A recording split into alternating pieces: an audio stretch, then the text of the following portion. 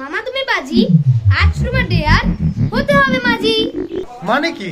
মানে আজ তোমাকে নদীতে নৌকা চালাতে হবে। এখন আর নৌকা চালাই কি হবে? মেরা ডেয়ার মেরা মার্জি, আপকো ইয়া কাটতে হবে। ভাগ্নের উল্টাপাল্টা হিন্দি ভাষার ঠেলায় আর টিকতে না পেরে ছাতি ফাটা রোদে বের হয়ে গেলাম নৌকা খুঁজতে।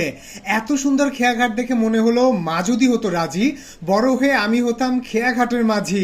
ভাই আমার একটু নৌকা চালানো শিখাবেন?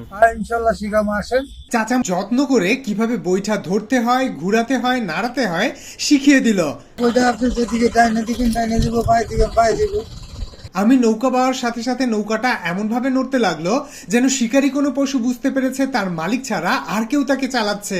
আটঘাট বেঁধে যখন নৌকা চালানো শুরু করলাম তখন সামনে পিছনে যাওয়া তো দূরে থাক, 360 ডিগ্রি শুধু ঘুরতে লাগলো। আপনার বাড়ি কি উত্তরবঙ্গে? না, বরিশাল।